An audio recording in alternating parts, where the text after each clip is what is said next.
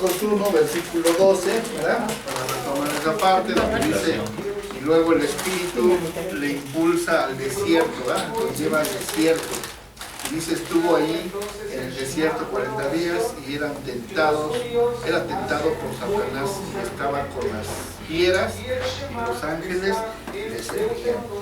Entonces aquí el manual dice, Jesús al enfrentarse con la tentación sentiría el fuerte impulso de demostrar su virilidad antes de llegar a ese encuentro decisivo con el demonio en la cruz. ¿Sí?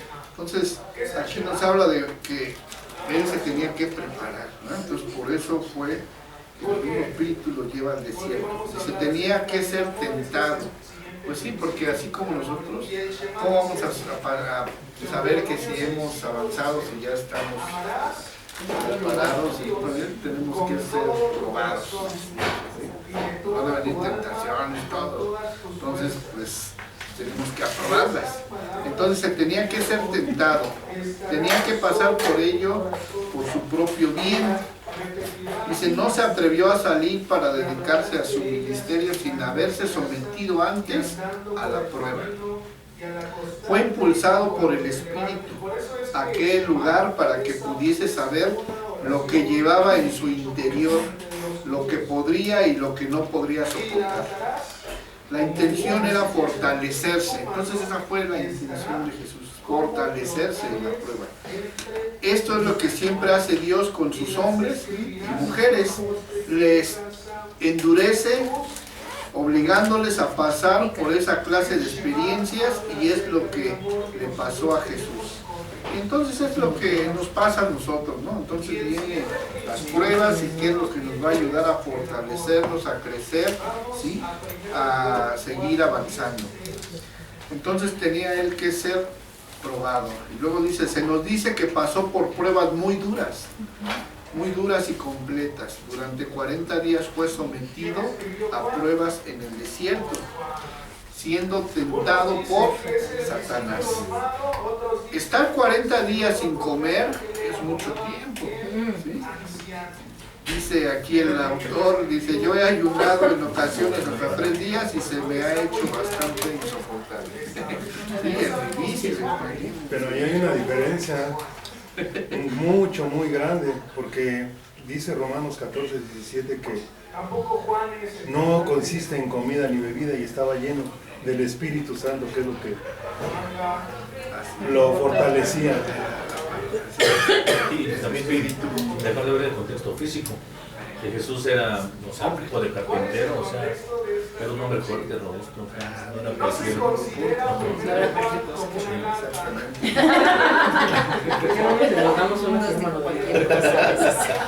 Una responsable. Sí, entonces, pues aquí narra, ¿verdad? Precisamente ya hace esa comparación que pues realmente 40 días sin comer, pues así comparándolo con uno, pues yo creo que es muy difícil, ¿verdad? No soportaría uno. Y como es el hermano, pues que no es realmente, ¿cómo se llama? Lo que nos sostiene, pues es la palabra, ¿no? La palabra. Bueno, dice, puesto que el hambre aumenta al pasar los días. Después de un tiempo desaparece, pero luego vuelve a aparecer de un modo más intenso. Y 40 días es mucho tiempo. El Marcos sugiere cosas que no sugieren otros escritores durante estos 40 días, que fue tentado por el demonio. En otras palabras, el demonio vino para probarle de todas las maneras posibles, en cuerpo, alma y espíritu. ¿Sí? Lo estuvo tentando y asaltando, lo zarandeó, lo estuvo estudiando y metiéndose con él, bombardeándolo con cada pensamiento y tentación por las que nosotros los seres humanos podemos pasar. Es lo mismo, ¿no? Todo en ciertas áreas, otra vamos a ver. Dice, al leer estos otros relatos se dará usted cuenta de que Mateo y Lucas han reunido las tentaciones finales, las poderosas pruebas en las que Satanás sometió a Jesús, pero estas indican Y estas indican que la naturaleza de las pruebas, por lo que tuvo que pasar durante todo el periodo de 40 días, ideadas por el tentador, por excelencia, aquel sabe cómo descubrir las debilidades de nuestros corazones, que sabe cómo llegar a nosotros y cómo hacer que nos enfademos. Sí, efectivamente, el enemigo nos conoce y, como decía mi hermano, conoce nuestras debilidades y por ahí nos va a llegar. ¿Sí? Entonces así, cada uno, pues igual de nosotros, el Señor nos rescató de algunas cosas en que andábamos mal, ¿verdad? Entonces, por ejemplo, yo, debilidad, pues para mí sería el vino. ¿De usted? Sí. Entonces yo por eso, hay veces que me ofrecen, la verdad yo soy bien, ¿para qué le juego? Porque empieza con ese una y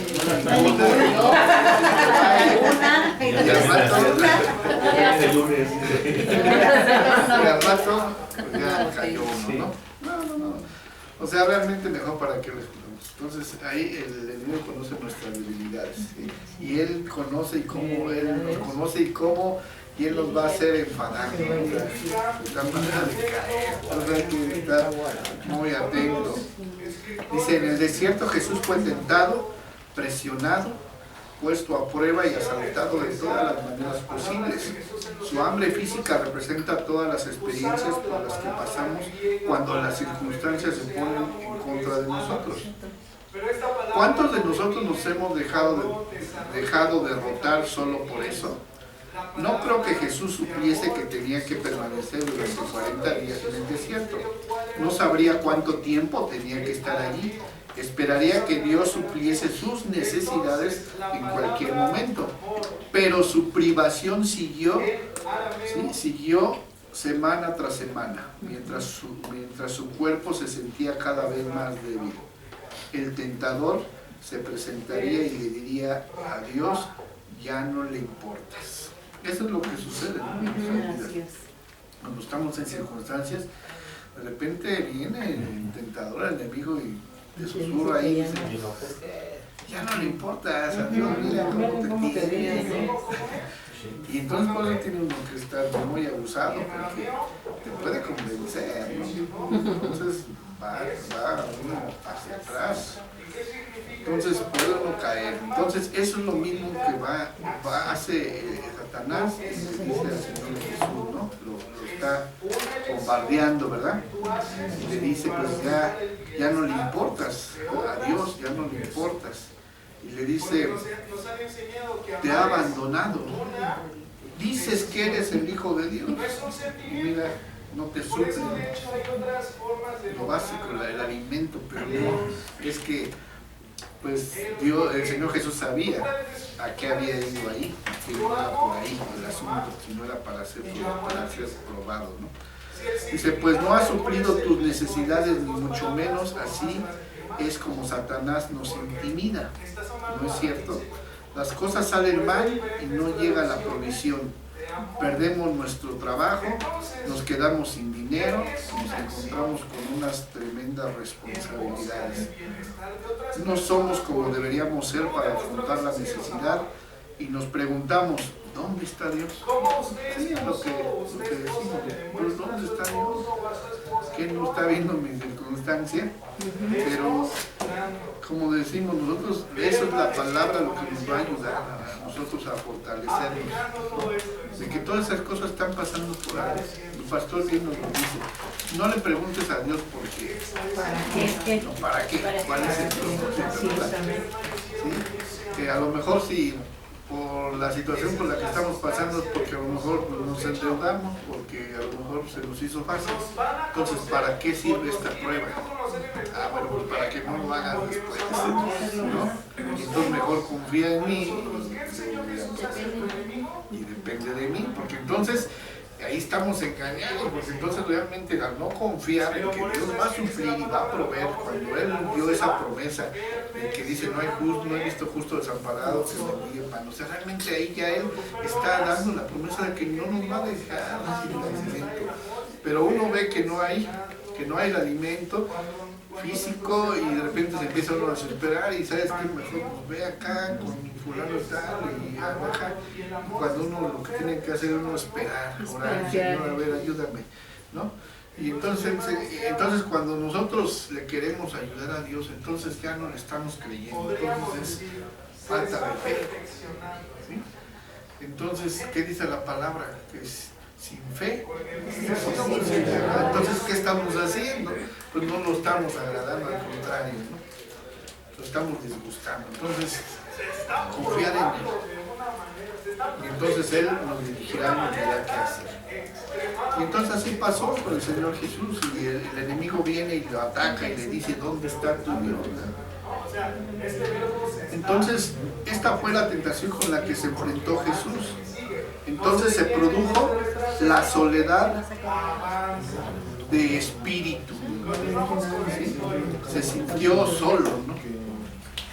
Se sintió solo. Pues en un momento dado dijo, pues sí, pues a lo mejor sí, ya el Señor, ya mi Padre ya me abandonó. Dice, puesto que tuvo que estar solo, sin compañía humana. Pues a veces uno no se imagina realmente lo que es el estar solo. A lo mejor un día está bien, pero ya mucho tiempo, eso afecta. Entonces, así el Señor Jesús no estaba él solo, dice, sin compañía humana, durante 40 días. Y dice, esto haría que se sintiese el anhelo de demostrar quién era delante de los hombres y conseguir su aceptación, hasta que su admiración, hasta que su aceptación y hasta su admiración. Todo ello tuvo su culminación en el momento en que el tenedor le llevó al pináculo del templo y le dijo que se tirase. Entonces ahí vemos la primera tentación que Satanás le hace, ¿no?, al Señor Jesús, cuando lo ve ya, pues que tiene hambre, que tiene frío, que está solo y que él está susurrando, ¿dónde está tu Dios? Ya te dejó, ya te abandonó. Entonces él viene en ese momento, ve la oportunidad, ¿verdad? Y entonces va y el tentador le dice, lo lleva al pináculo del templo, o sea, del más alto, ¿no?, del templo, y le dice que se tire de ahí. Y dice, los hombres te seguirán cuando vean que Dios te ha apoyado de un modo sobrenatural. Jesús tuvo que someterse a dolorosas tentaciones para conseguir la aprobación de los hombres mediante el ejercicio del poder aparte de la voluntad de Dios. Y como somos tentados de esa manera, no hay diferencia alguna. Entonces aquí podemos ver que fue tentado, ¿no? Que fue tentado en varias ocasiones. Entonces aquí en Marcos no nos lo dice nada más dice en el versículo 13, y estuvo ahí en el desierto 40 días y era tentado por Satanás. Entonces vean que aquí no nos da mucha información. Entonces vámonos a ver a Mateo 4, del 1 al 11. Mateo 4, del 1 al 11. Entonces aquí nos escribe en Mateo más ampliamente. Dice, entonces Jesús fue llevado por el Espíritu al desierto para ser tentado por el diablo. Y después de haber ayunado 40 días y 40 noches, tuvo hambre.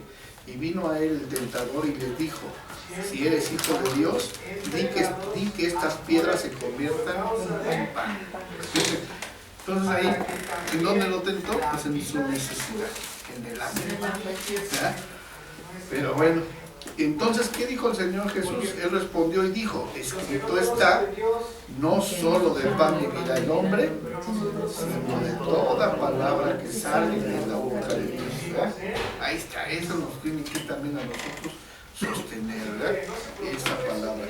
Entonces el diablo le llevó a la santa ciudad y le puso sobre el pináculo del templo y le dijo, si eres hijo de Dios, échate abajo, porque escrito está, a sus ángeles mandará acerca de ti. En sus manos te sostendrán para que no tropieces con tu pie en piedra. Jesús le dijo, escrito está también, no tentarás al Señor tu Dios. Otra vez le llevó el diablo a un monte muy alto y le mostró todos los reinos del mundo y la gloria de ellos, y le dijo: todo esto te daré si postrado me adorares. Entonces Jesús le dijo: vete, Satanás, porque escrito está: el Señor tu Dios adorarás y a Él solo servirás. Entonces el diablo le dejó, y aquí vinieron los ángeles y le servían. Entonces eso es lo que pues nosotros tenemos también que hacer. Es ahí nos muestra una manera de nosotros cómo podemos, qué armas podemos tener para tratar también, para contrarrestar la tentación de que el diablo venga y nos esté ahí molestando, ¿no? Entonces ahí el Señor Jesús se defiende y lo ataca con la misma palabra. Entonces podemos ver ahí realmente la tentación. Dice aquí: ¿sabes una cosa? Dice: Dios hace... Es como la canción. Dice: Dios hace esto todo el tiempo. No ha dejado de someter a las personas a pruebas. ¿Sí? Es que Dios nos pone a prueba todo el tiempo. Es algo cuyo propósito es endurecernos y fortalecernos. Dice, aquí nos muestran un poema. Entonces, a través nosotros podemos ver que de las pruebas pues es para fortalecernos, ¿no? El ejemplo que nos da muchos pastores, como cuando vamos a la escuela, ¿no? Entonces, ¿para qué hay exámenes? ¿Para qué nos hacen los exámenes? Pues para ver si realmente hemos comprendido. Entonces, si no pasa uno el examen, si no la prueba, pues va a venir de nuevo. Entonces, ¿quién quiere estar repitiendo el examen? Entonces, mejor tratemos de pasarla, porque si no, no avanzamos. Tenemos que seguir avanzando, porque si no, de nada sirve, ¿no? El proceso. Yo me acuerdo que un compañero que tuve en la primaria, yo entré a primero y entró conmigo en primero, pero él no estaba mal, no sé, el muchacho no sé qué tenía, pero no le ponía atención. Yo salí de sexto y él seguía en primero. Sí, en primero. Ya después yo ya me fui a la secundaria, etcétera. Ya después lo tuvieron que ir pasando así de grado, pues por la edad, porque ya pasa la otra. Entonces así, ¿no? Si nosotros no avanzamos, imagino, vamos a hacer y no vamos a hacer de utilidad. Como les decía, no vamos a lograr ese propósito que el Señor quiere de nosotros. ¿Cómo vamos a compartirle a los demás si nosotros no podemos con nosotros mismos? Entonces, aún las circunstancias no importa, hay que avanzar, ¿sí? Avanzar, hermanos, no hay de otra. Dice más adelante ahí en nuestro manual, dice, permítame compartir con usted un poema con el que me encontré. Dice: cuando Dios quiere instruir al hombre, y cuando quiere deleitarle, y cuando quiere hacerle hábil, cuando Dios quiere moldear al hombre para que represente el más noble papel, cuando desea de todo corazón crear un hombre grande y atrevido, de modo que el mundo entero se sorprenda. Entonces es la finalidad. O sea, dice, de modo que el mundo entero se sorprenda lo que Dios hace con uno, ¿no? O sea, realmente instruye al hombre para hacerlo hábil, dice, para moldearlo, para hacerlo noble, ¿sí?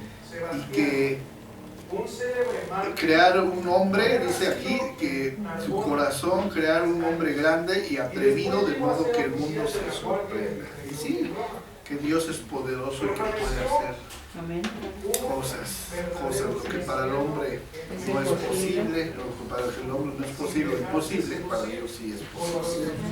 Entonces ahí, eso es la finalidad. de que Dios haga una transformación en nosotros. Después ahí dice, contemplemos sus métodos, dice, sus modos como lo perfecciona sin reparos, al cual realeza escoge, dice, como le trata cual martillo hiriéndole, golpeando duro, dándole forma, haciendo de él forma de barro, que solo Dios alcanza a comprender. Mientras clama su torturado corazón y eleva manos clamorosas, como retuerce siempre sin romper, porque desde siempre el bien, como Dios usa al que ha escogido y con sus fines les funciona, con cada acto induciéndole a poner a prueba su esplendor. Dios sabe lo que le está haciendo. Es un poema, ¿no? Que muestra él, y sí tiene mucha razón, ¿no? Entonces realmente el Señor nos está moldeando, ¿no? A través de, ¿qué? De las pruebas. Así es. Entonces dice, claro que sabe lo que hace.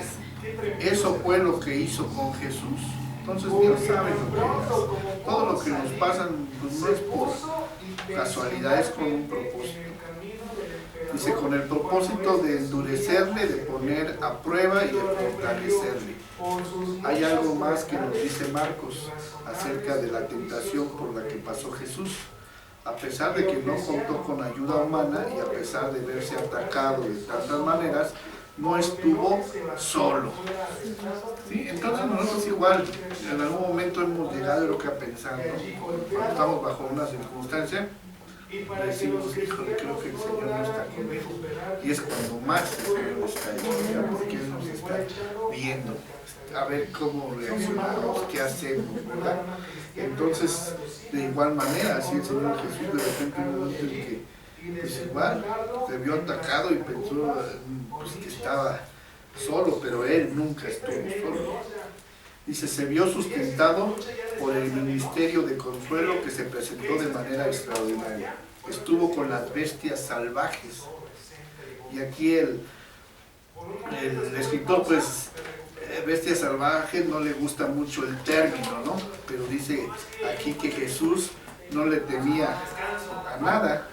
Y aquí las bestias salvajes, pues, lo menciona como los leopardos, los leones, los osos, todo ese tipo de animales, ¿no?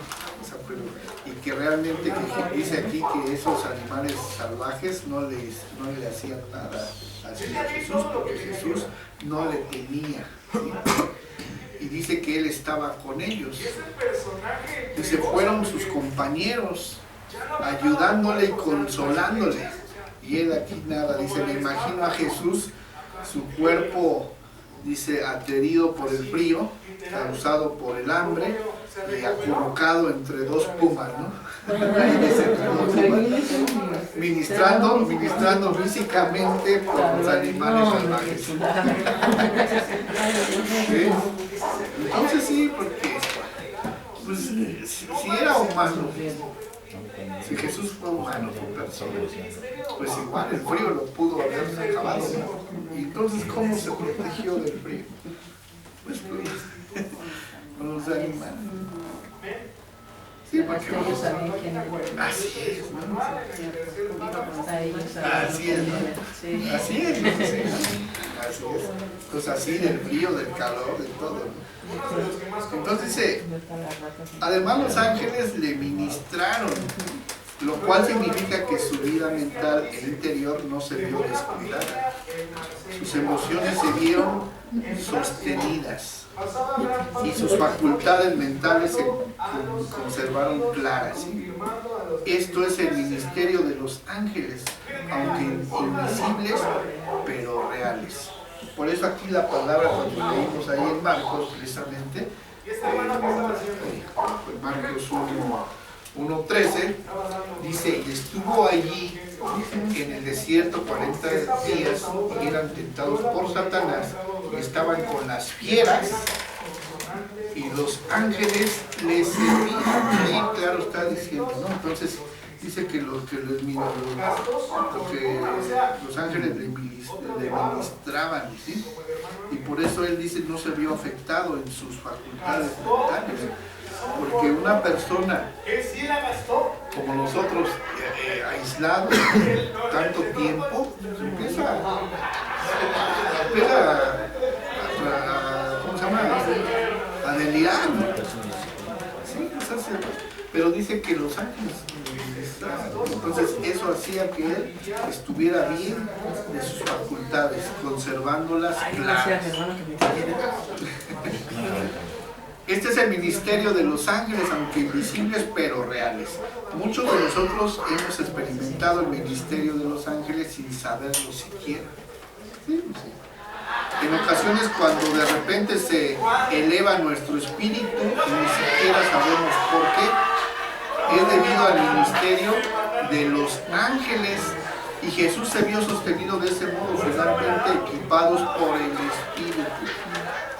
el Espíritu, endurecido y habiendo sido probado, Jesús regresa a Galilea. Entonces tuvo que pasar pues realmente muchas pruebas, muchas pruebas. Entonces, volvamos otra vez. Jesús es bautizado, después va al desierto para fortalecerse, ¿verdad? Espiritualmente, sobre todo espiritualmente. ¿Para qué? Para soportar. Entonces ese es el proceso que nosotros seguimos. Entonces ahorita estamos nosotros todavía en las pruebas y vamos a seguir, ¿verdad? Bien, entonces aquí dice, entonces endureciéndose, habiendo sido probado, Jesús regresa a Galilea. Entonces ya ahí si nos vamos a Marcos 14, Marcos 1:14,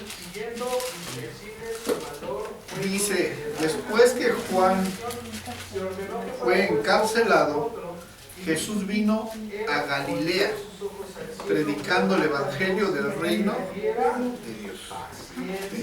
Entonces, que Juan el Bautista pues lo encarcelaron, pero Jesús ya estaba preparado para predicar el evangelio del reino de Dios, a lo que había venido.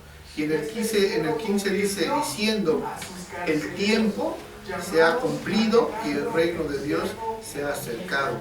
Arrepentíos y creer en el evangelio. Entonces, bueno, pues ahí ya termina el ministerio de Juan el Bautista, es encarcelado. Sabemos muy bien la historia de que lo decapitaron, muere, pero bueno, sigue el Señor Jesús. Entonces Juan el Bautista le vino a preparar el camino. Aquí Marcos se está saltando, bueno, un año, dice, un año entero del ministerio de Jesús. Entonces vemos que Marcos pues está más reducido la información, por eso tenemos que pues buscar en los otros evangelios, porque aquí Marcos dice que se salta un año y medio ya del ministerio del Señor Jesús, donde lo podemos ver que en el evangelio de Juan, pues ahí habla del encuentro con Nicodemo, o sea, lo que pasó durante año y medio ya del ministerio, ¿no? Donde dice aquí el encuentro con Nicodemo, la mujer junto al pozo, la boda de Caná, etcétera, etcétera. Dice, Marcos pasa por encima de todo ello, silenciándolo, y comienza su relato acerca del ministerio de Jesús, con el llamamiento de los discípulos junto al mar de Galilea. Entonces vemos que aquí, si seguimos viendo Marcos en el versículo 16, ahí ya empieza el ministerio de Jesús con el llamamiento de los que iban a ser sus discípulos. Entonces, ahí en ese evangelio de Marcos, pues no contiene mucha información, está muy resumido. Entonces, por eso es importante que nosotros pues comparemos, ¿no? Pues esa es la finalidad, por ejemplo, de estas clases, de ir comparando lo que está escrito acá, y para poder documentar de mejor manera y comprender, ¿no? Porque si ven, sí hay diferencia en la narración entre los evangelios, ¿verdad? Entonces dice En Marcos, pues habla o comienza el relato acerca del ministerio de Jesús con el llamamiento de los discípulos junto al mar de Galilea. Pero hay dos cosas que enfatiza acerca de Jesús. Primero, que vino predicando el Evangelio de Dios, ¿sí? Y en segundo, que el reino de Dios se ha acercado. O sea, son dos cosas que son primordiales, ¿no? Dice, ese mensaje dice que vino predicando el Evangelio de Dios. El método que usaba era la predicación. No creo que la predicación se vea nunca predicada por ninguna otra cosa